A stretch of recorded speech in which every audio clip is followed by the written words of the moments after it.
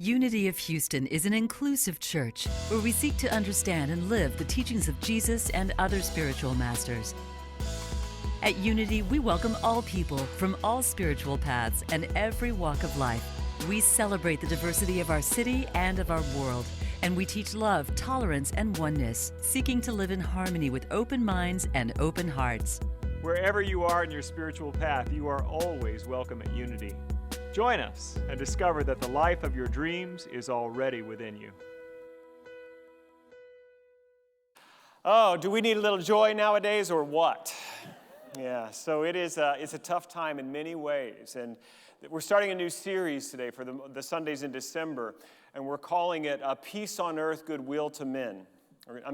Goodwill to all. That's going to come up again. We're going to talk a little bit about gender today. But peace on earth, goodwill to all. That there is the spiritual reality of who we are and what God is and what God has given us. It's not changed by conditions. So I hear somebody talking backstage. I'm not sure who that is, but if you wouldn't mind, thank you. Or maybe there's a mic that's open somewhere. Thank you. Got it. All right. So we're really talking about how even in the darkest of times, we can still connect to that joy, that peace, that sense of well-being, and that trust. We access it through our faith. So that's what we're talking about today. And I thought about it, joy. I get joy from a really good joke. How about you? And this is one that may be a little edgy. I'm going to give a little bit of a advisory. I didn't write it. So, as a matter of fact, one of our members, Lyle Trumpler, often gives me jokes, so blame him if you don't like it. And I also want to say that this isn't real. None of these people exist, so let's just hold it lightly, all right? But here's what the thing is. This couple, they had been married for 35 years, and not all of them happy. They were kind of one of those couples, you've seen them. It's like, if that's what marriages is, I'm not so sure. Bickering and constantly criticizing each other, it's just not happy. And finally, the husband got the wife to go to marriage counseling with him. And they're in counseling, and then the counselor, first she turns to the husband and says, tell me what's going on. And he just unloads. Just 35 years of resentments. And, she's not attentive to me. She's not affectionate. She's not, and just for 5 minutes, she just listens. And without giving the wife a chance to reply or offer what she was going to say, the therapist did a very strange thing. She got up, walked around the desk, got the husband to stand up, put her arms around him, and kissed him and caressed him. And the wife, her eyebrow went up. And then when she was finished, the therapist set the husband down. She came back around the chair and she said, your husband is going to need that 3 times a week at minimum. And the wife said, well, I can bring him here on Monday and Wednesday, but Friday I have bridge. Yeah, that's funny, right? Not real. Don't worry about it. If you're offended by that, I don't know what to tell you. Today's message is called Christ is Born in Us. This is our most fundamental metaphysical understanding of the Christmas story. And I'll tell you, I've been a minister now for 11 years, and I've been speaking, doing Sunday talks for probably 20 years. And it was only the last 3 years that I really got to give this message, because the senior minister usually reserves that Christmas Eve message for himself, herself. And so it's just been the last couple of years I've really been able to give this message about Christ is born in us. And then I felt like today I just wanted to, I've done it now. I want to do something a little different about it. And so I've kind of branched out a little bit in the way I'm understanding this teaching. But this first point I want to make today is the basic metaphysics. That Christ was not Jesus' last name. Christ is the Greek word for chosen one, Messiah, the anointed one. And true, the Hebrew scriptures foretold a Messiah, and for many, Jesus was proclaimed that. But that's not really what Christ means, and particularly not from metaphysics. I think anointed one is probably the closest phrase or definition that really gives it the flavor. And in metaphysical spirituality, what we understand is that Jesus was not the only Christed one. That Jesus arose into his unity with God in such a profound way that it transformed him and it transformed all that he touched. but he had miraculous power in his hands, a teaching that transformed lives. That is the Christ on earth. Charles Fillmore, our co-founder, he defines the Christ in his wonderful book, The Revealing Word. He says this: Christ is the divine man.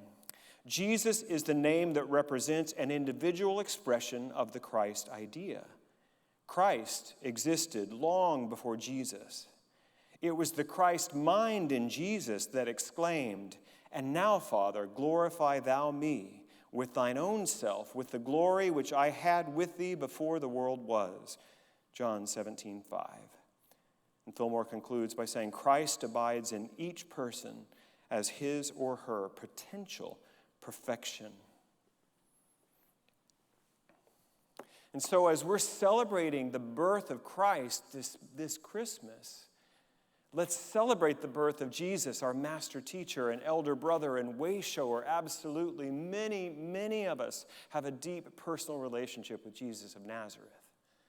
But let us not forget that potential for that kind of knowing and embodying of God's love and power is in us as well.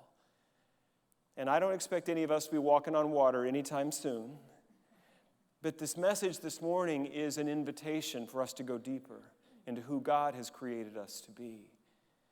To step a little bit more fully into that divine potential within us. Our values that we are guiding words here. We have our purpose statement, our values. Our second one is becoming. And it says this: through spiritual practice and through grace, we heal and grow, revealing the Christ within. It's a process. And I believe it's an eternal process that we will have all eternity to release every false belief and every limitation thought that we have in our consciousness. And each time we have any healing, any growth, we are becoming more of the Christ that we are. We are revealing more of that God light within us. And it's unique as each of us. I want to read to you from Colossians. I was thinking about this idea of Christ. And, you know, in many ancient cultures, God impregnated a human woman. That happened a lot in a lot of the ancient stories.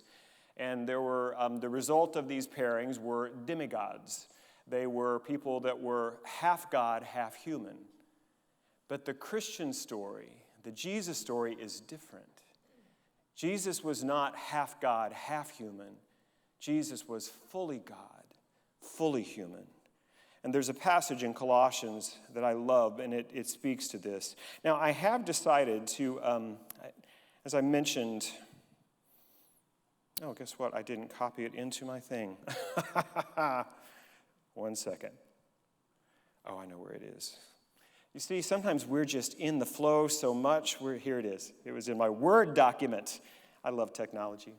I have actually changed the gender of this reading of Colossians 1, 15 through 20, because I think it's important. I understand that when we're working with these ancient writings, and they come from a patriarchal culture, all of our writings, except for the book of Luke and Acts, were written by Jewish men, as far as we know.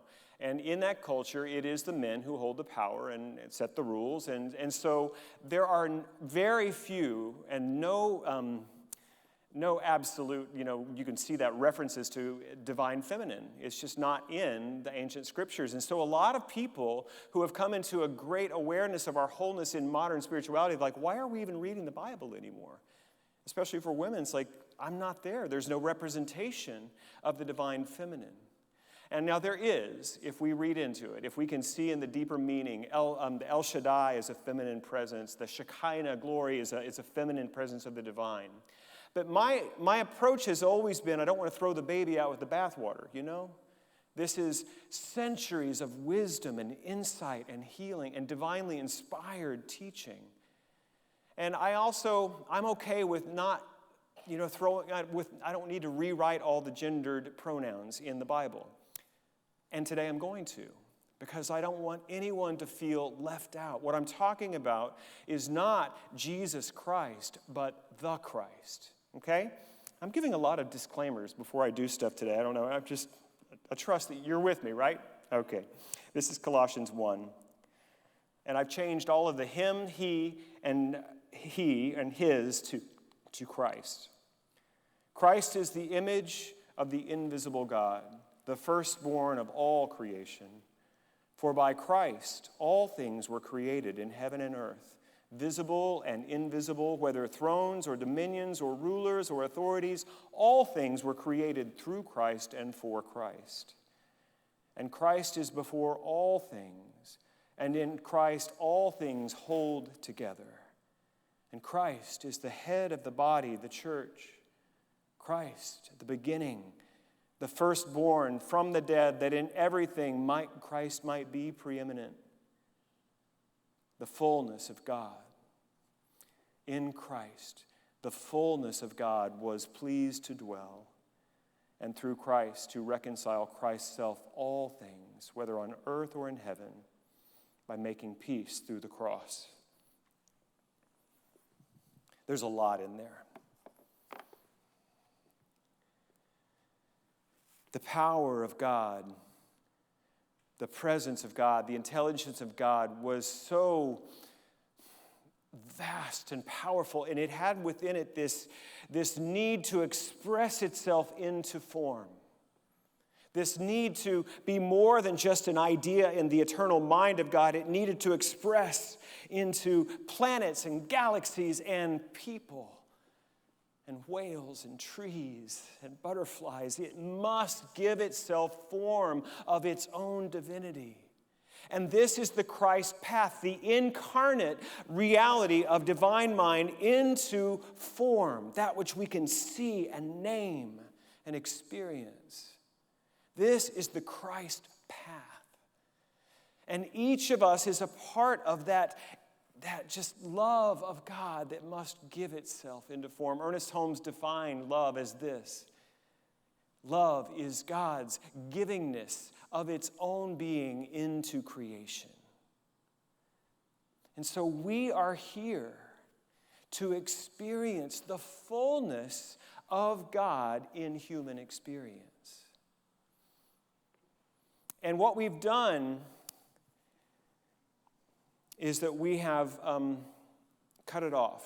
We have become dualistic in our understanding of reality.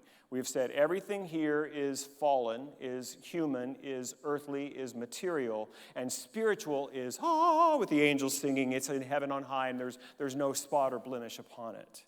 That's the dualistic worldview, which most of us grew up with. And yet what Paul is writing in Colossians is something different. The book of John says that the Word was made flesh, that this Christ energy wants to bring divinity into humanity. And we're not apart from that. We're a part of that. And our invitation this Christmas is to let go of the idea that I've got to become perfect before I become the Christ. That the perfection we're talking about is so powerful and vast, it can hold all of our imperfections and remain whole. It's the perfection that in the process itself, every aspect. Have you noticed that the things that were so hard, the things that brought us so much pain and shame early in our spiritual past became the very doorways, the way we understood spiritual truth? Our healing became our wholeness. And what brought the healing forward was the wounding. So when it talks about the cross, there is a very deep metaphysical understanding of the cross too. Not the redemption, not the old blood temple sacrifice idea, but the cross where the divine meets the human, the place in the center, human, divine, in the moment, the Christ. That's what I'm talking about today. And just like I said, we've had this tendency to sort of push away anything human in Jesus. And yet Jesus born in a barn, laid in a trough, a feed trough. The scriptures are telling us, no, Jesus was not some divine being that didn't have any human experience. No, Jesus had all the human experience. And if we think about Jesus being our way shower, our elder brother, why is it that we feel like we're somehow shut off from divinity because we're human? There's a great story. Jesus had friends in the town of Bethany outside of Jerusalem. It's called Martha's house, which is interesting too, because typically it would have been the son, her brother Lazarus, who would have inherited the family estate. But it's called Martha's house, that she was the head of household, and her sister Mary and her brother Lazarus. And Jesus would go there for retreat. After he had been ministering to the throngs, he would need to come away, and so he would go to this house where he could just be with his friends and rest. They were beloved to him. Lazarus was ill, and Jesus was making his way to Martha's house to see his dear friends. And when he got there, word reached him that Lazarus had died. Many of you know this story if you grew up in Sunday school. At the end of the story, Jesus goes to the tomb and says, "Lazarus, rise up, walk, come out of the tomb." It's a powerful metaphysical story for overcoming. We need some Lazarus energy right now, do we not? We need to know that the power of the Christ can turn that which appeared to be dead into new life. That's powerful, but it's the part before that I want to talk about. The shortest verse in the Bible, John 11:35, 2 words. Who knows what they are? Jesus wept. Jesus knew the resurrection power was within him, yet when he was confronted with the grief and the loss of the human experience, his response was not to say, "What are you doing? There's no death. What's wrong with you people? Stop that." It's not what he did. He felt the pain of the loss, and he responded with human tears. I grew up blessed to have a father who was not ashamed of his tears. And I'm not ashamed of my tears. We are experiencing loss upon loss upon loss right now, and I have wept, and I will again. And that doesn't mean that I don't believe in resurrection power. Fully human, fully divine. That is the Christ path. That's what we're being asked to fully embrace our humanity. All form must end. There is a beginning and a middle and an end to every form, and that includes planet Earth, that includes Unity of Houston, that includes this body. Everything that you can name will have a beginning, a middle, and an end. And when those forms are complete, we mourn. And it is right to do so. And it doesn't deny our divinity, because we are deeper than the form. I don't know why, but the last couple of weeks I've been drawn to find examples, human beings who are living the principles I've been wanting to teach. And today I was like thinking, who is a modern example of a Christed being? And there are a lot. I think there are a lot, particularly when you don't need them to be perfect. And if you're looking for the one that is without fault or blame, those are a little harder to find. But there are a lot of people who I'm seeing out in the world fully human and fully divine, bringing their unique gifts and perspectives into the world now when we need it most. And I found someone that I'd like to share a little bit of her story with you. Her name, coincidentally, is Unity. She was born in 1959 in Botswana in a rural and traditional household. Rural meaning that they walked an hour to get water and bring it back to their home. Unity said she didn't see a refrigerator until she was a teenager. That's rural. Traditional meaning patriarchal. She comes from a patriarchal society where the men have the power and write the rules. But there's something special about her family. Her mother said when she was the second born of 6 that when their daughter was born, firstborn daughter, she chose the name Unity on purpose. That she thought this child will bring this family together. This child will bring people together. And so as Unity grew, she was bright and curious. She said that even though she was a part of a patriarchal society, her mother did not divide the chores according to gender. Whichever one was handy, that's who did the chore. And so she grew up feeling equal to her brothers in all things, except maybe a little smarter. Her dad said she was so bright and curious that when she would go walking to fetch the water, she would balance the pail on her head, reading a book the whole way. She was one of the most important things you need to know about Unity's story is the power of education. Something I would like to see us place more emphasis on in this country. The power of education to transform lives, but another story. In school, Unity was recognized for being incredibly, exceptionally bright, and so she was given a scholarship to university in Swaziland. And while there, she qualified to study abroad, and so she finished a law degree at the University of Edinburgh in Scotland. Now, back in Botswana, this brought both a little bit of envy and a little bit of suspicion. Because when people left the homeland to go out into the Western nations, they got a lot of funny ideas in their head. Now remember that Unity already had some ideas of equality. As she came back from graduating from law school in Scotland with some deeper ideas of what that meant.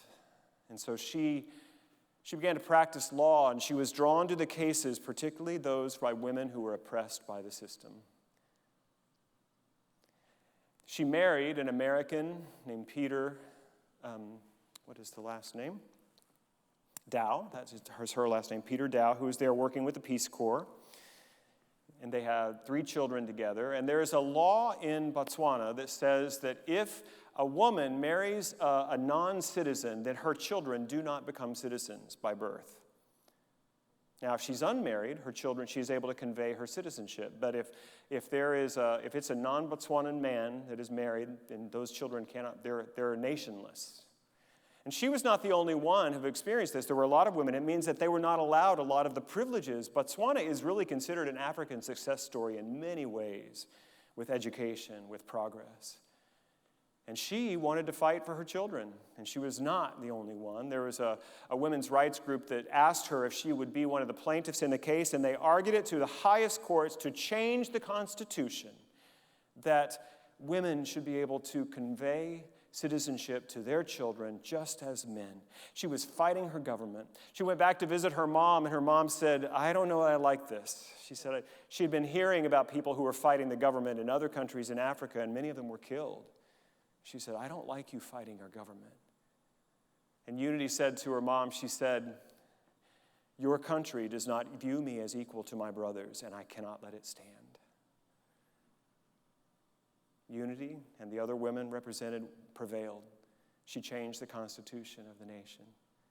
Continued to practice law. A few years later, the president of Botswana called her up and said, Unity, would you serve on the high court of our nation?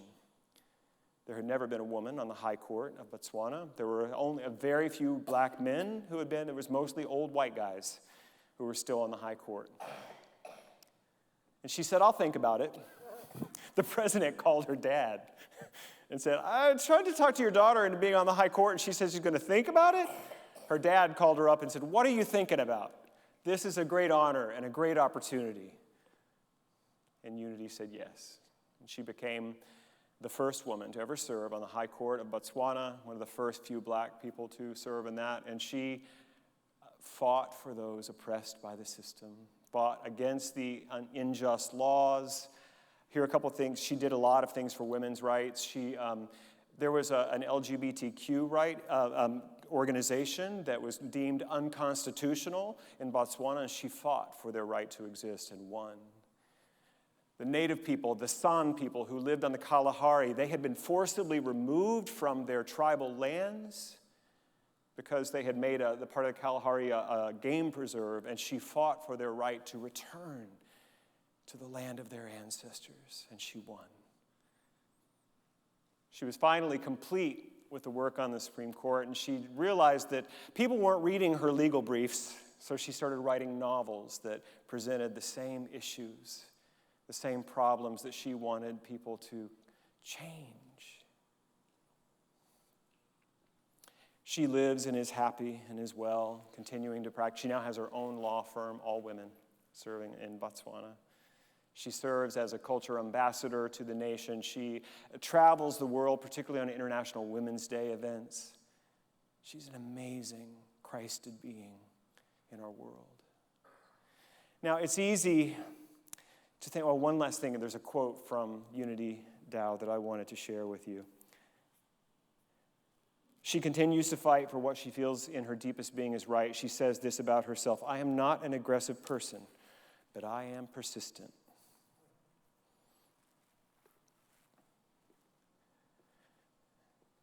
When Jesus was born, it probably wasn't on December 25th. Did you know that?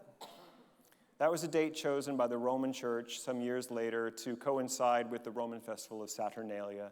Wanted to kind of steal the light, a little bit. And another thing, I don't know if they were intending this or not, but it's 3 days after the winter solstice, the darkest time of the year. Think about the metaphysics of that for a second. The Christ comes to earth in the time of darkness. I've been speaking about it since we shut down in March, that we were made for these times. It's no accident that you're here now, that everything we're facing, all of the darkness in our culture, in our world, you're here on purpose. Now, I don't think any of us have to be elected to the high court. I don't think any of us have to do the things that Unity Dao did to be the Christ light on earth now, but there's something you can do. To be your authentic self, to trust your heart to guide you into what is right to say. What is the right action? There's a beautiful poem by Hafiz I want to share with you. What is the key to untie the knot of your mind's suffering? What is the esoteric secret to slay the crazed one whom each of us did wed? And who can ruin our heart's eye, exquisite, tender landscape? Hafiz has found 2 emerald words that restored me, that I now cling to as I would sacred tresses of my beloved's hair. Act great. My dear, always act great. What is the key to untie the knot of the mind's suffering? Benevolent thought, sound, and movement.